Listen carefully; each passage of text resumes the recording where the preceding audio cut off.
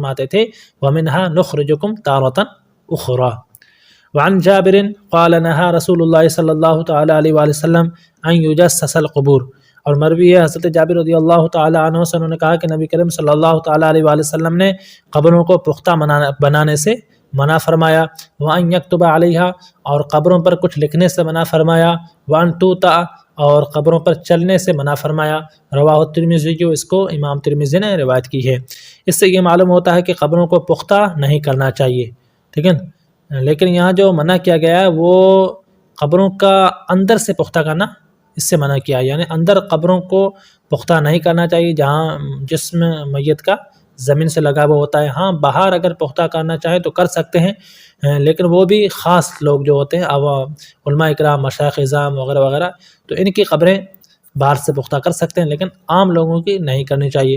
اسی طرح یہاں قبر پر لکھنے سے منع فرمایا، ٹھیک ہے نا. تو یہاں بھی عوام کی قبریں ہیں ان پر لکھنے سے منع فرمایا، کیونکہ وہاں عام طور پر احتیاط نہیں ہو پاتا ہے، ٹھیک ہے. تو وہاں پر جیسے اللہ کا نام یا اللہ کے رسول صلی اللہ علیہ وسلم کا نام ہوتا ہے یا آیتیں وغیرہ لکھی ہوئی ہوتی ہے تو بے ادبی ہوتی ہے وہاں پر.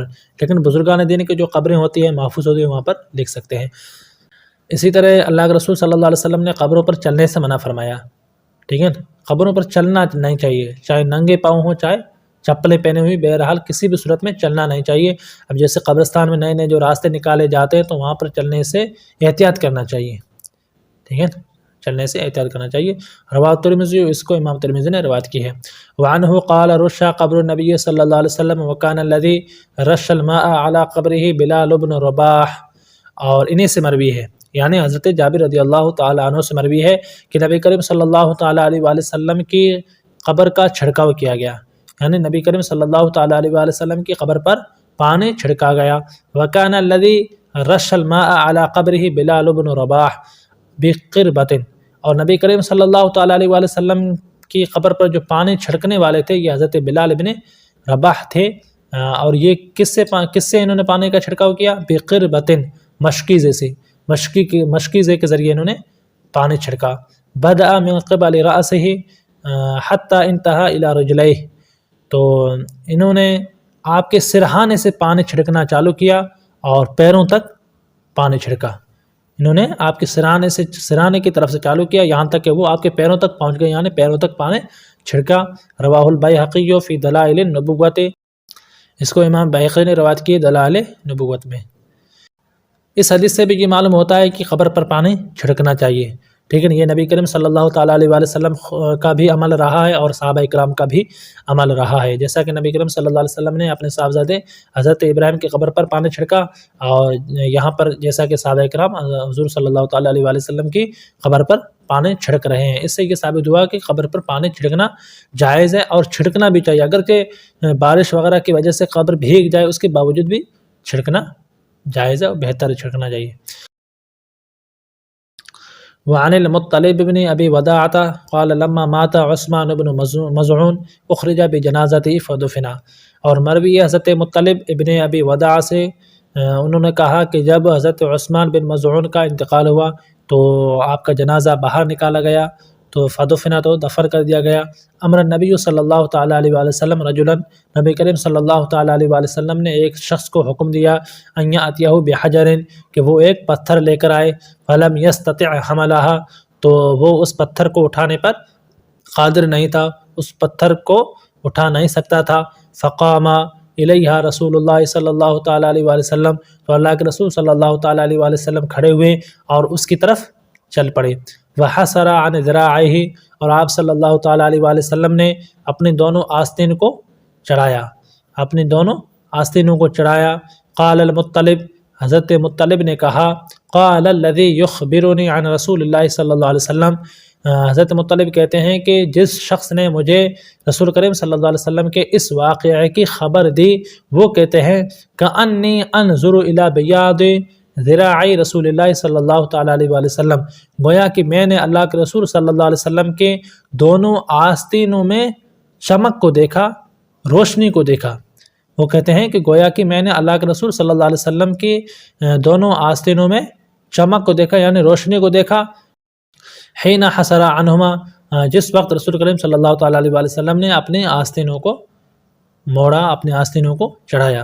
ثم حملها فوضعها عند راسه، پھر اللہ کے رسول صلی اللہ تعالیٰ علیہ وآلہ وسلم نے اس پتھر کو اٹھایا اور اس کو قبر کے سرہانے رکھ دیا۔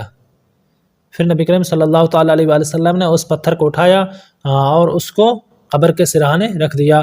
وقال، اور فرمایا، اعلم بها قبر اخی، میں اس کے ذریعے میرے بھائی کی قبر کا نشان لگاتا ہوں، میں اس کے ذریعے میرے بھائی کی قبر کا نشان لگاتا ہوں۔ وادفن الیہ من مات من اہلی، اور میں اس کے پاس دفن کروں گا جو بھی میرے اہل و عیال میں انتقال کرے گا، یعنی میرے گھر والوں میں جو بھی انتقال کرے گا تو میں ان کو ان کے پاس رکھوں گا۔ رواہ ابو داؤد، اس کو امام ابو داؤد نے روایت کی ہے۔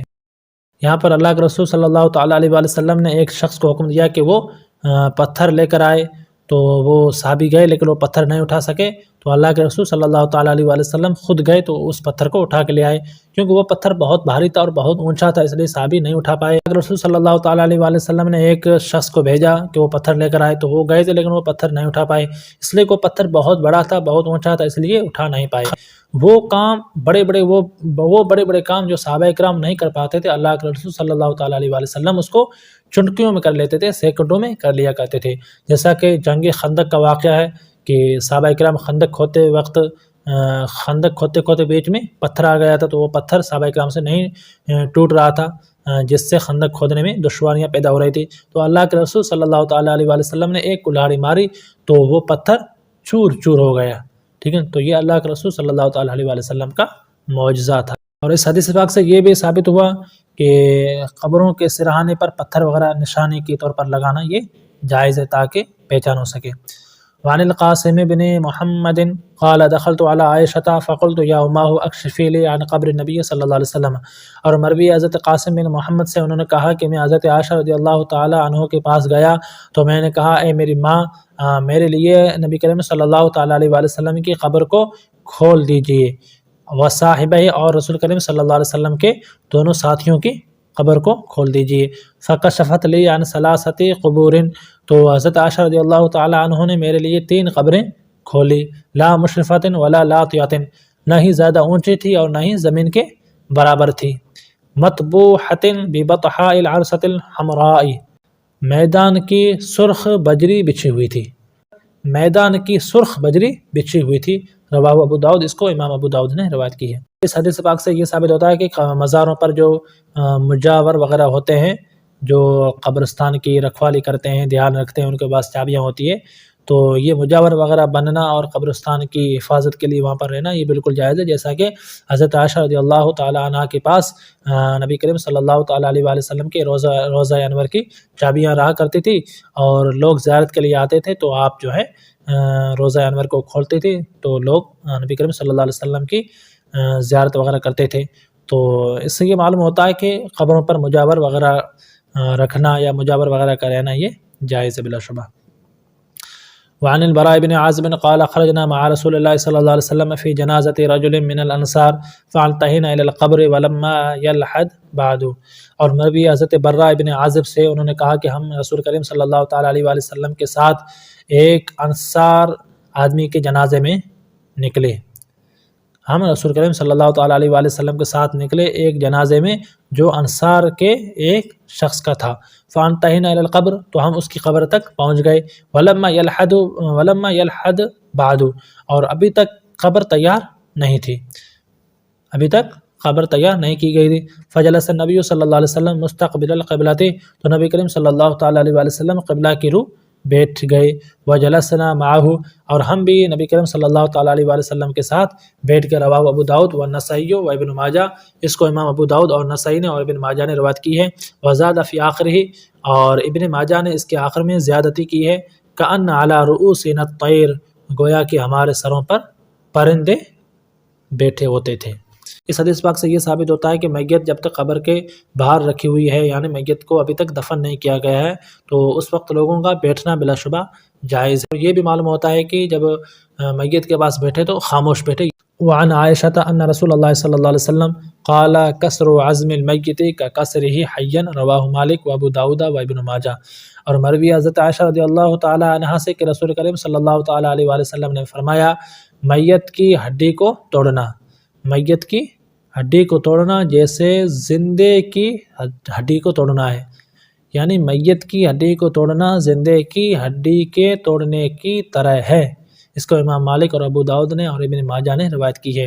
اس سے یہ معلوم ہوتا ہے کہ آدمی کے مرنے کے بعد اس کی ہڈی وغیرہ کو توڑنا یا اس کو زخم وغیرہ لگانا یہ جائز نہیں ہے۔ اس سے یہ بھی ثابت ہوتا ہے کہ پوسٹ مارٹم وغیرہ جو کیا جاتا ہے تو اس سے بھی پرہیز کرنا چاہیے، کیونکہ اس سے میت کو تکلیف ہوتی ہے۔